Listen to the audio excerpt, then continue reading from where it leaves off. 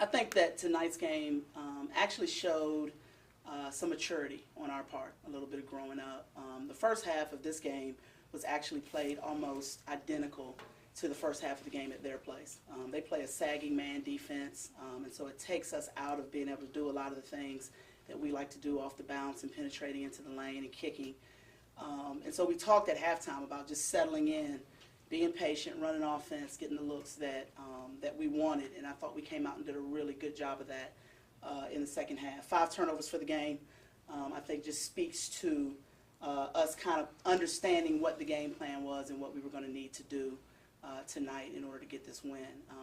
I told Coach before the game, Pembroke is that team whose record really does not translate to what we've seen from them in these 2 games that we've played in the season. They played extremely well. And so I just think that for us to play as well as we did in the second half and get the stops and get the scores that we need, it shows a little bit of maturity on our part. And that's kind of what you want to see going into the tournament. Was offense the main thing in the first half? I mean, there were some defensive possessions you didn't look too happy either. I was just... Well, you know me. I'm never pleased with defense. You're never happy with that. We have not really kind of, as a rule this season, done a good job defending the paint. And so that's something that, we try to bring help, and we work with our post players talking about trying to play some early defense. But it's just not something that we have settled into. And clearly, one of Pembroke's strengths is Monley, number 24, being I think one of the better post players in the league, just in her ability to catch and turn and score and create a shot down there. So yeah, I was a little troubled by that. But at the end of the day, we gave up 34 points in the first half. But I think we shot like 28% and 16% from the three-point line. So the feeling was that if we could get our offense going, it would take some of the pressure off of our defense. And I thought our defense was better in the second half. It still wasn't good, but it was a little bit better, and our offense was much better, which was what enabled us to push out a little bit of a lead. Yeah, you only got to the free throw line twice in the first half. Exactly. They were there 19 times. Exactly. So you changed that around in the second half. Yeah, and that was one of the things we talked about. We go into every game with goals. We talk about 20, 20, and 20. We want to shoot 20 free throws, we want to have 20 assists, and we want to get 20 boards. And those are our goals every night. So we can always gauge, what we're doing. Rebounds speak to effort, free throws speak to aggressiveness on offense, and assists clearly speak to sharing the basketball. And so we can always kind of gauge what we're doing and what we're not doing when we look at those numbers. So when you walk in the locker room at halftime and you got 2 free throws, and I think we had 11 offensive rebounds that we had converted into like 6 points. So we knew that in those areas we just weren't getting the job done. We had to step it up a little bit. Coach, talking about focus of your basketball team, you knew this game, win, lose, or draw, didn't really mean anything for your postseason. But right. With a young developing program, how pleased were you that you were able to come in, execute, and the stats you just hit on about the assists, the rebounds, and the like, and still come out of here with a win? Extremely pleased. We started talking after the loss at Georgia Southwestern about the fact that we wanted to close the season out well, because if we were fortunate to make it to the conference tournament, we wanted to go in on a little bit of a streak, and we wanted to go in feeling like we were playing pretty good basketball. We didn't want to just kind of limp our way into the tournament. So from that standpoint, this game meant a couple things. It was senior night, and so clearly we wanted to send our seniors out well.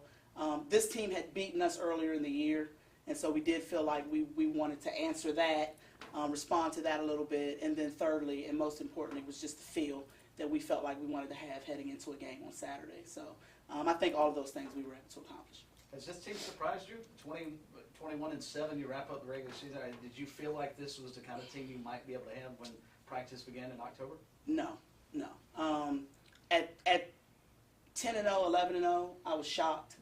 But by the time we got about midway into the season, the expectations started to rise. And so while we stepped into the season not really sure of how competitive we were going to be, people would ask me at the beginning of the year, how good are you guys going to be? And my response would be, I really don't know, because I don't know what the rest of the league looks like. I don't know what any of our opponents look like. I know where I think we are, but I don't know where everybody else is. And so I think that as we started to win early, the confidence grew. The confidence in what we're asking them to do that was clearly different from what they had been asked to do in previous years. The buy-in was never in question.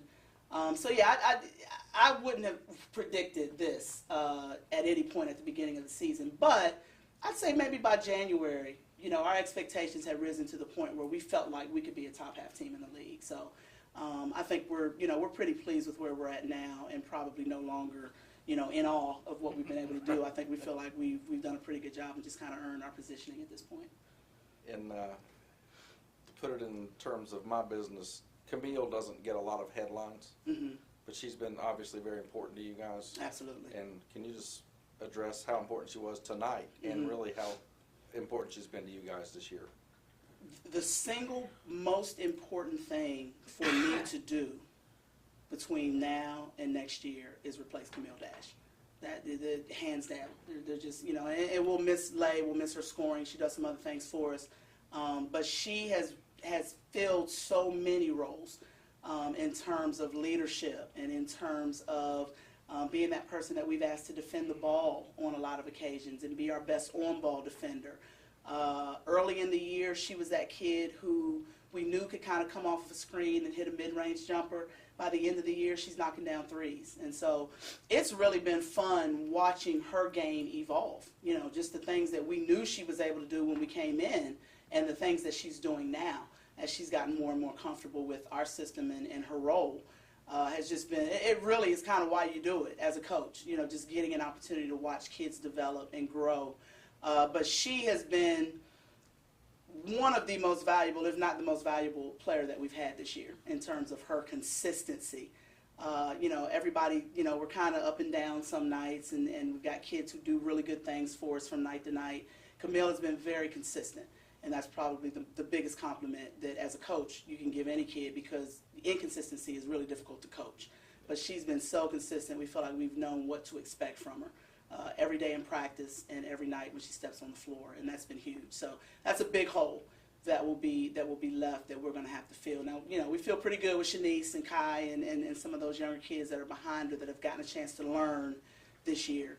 But that's going to be the single biggest, I think, thing that we're going to have to do moving forward next year. Michael said Clayton State. That's who you guys. Yeah, Clayton State. That's what I was told. Can you Yeah. give us a scouting report? What are you expecting to see out of them? Clayton State, second conference game of the season. We really had not seen anything quite like them. Very athletic, very up-tempo, full court pressure, like to play very fast.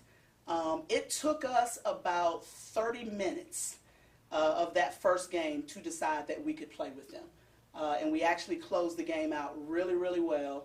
And so I think the way we closed the game out, I think gives us a little bit of a blueprint for how we want to play, on Saturday.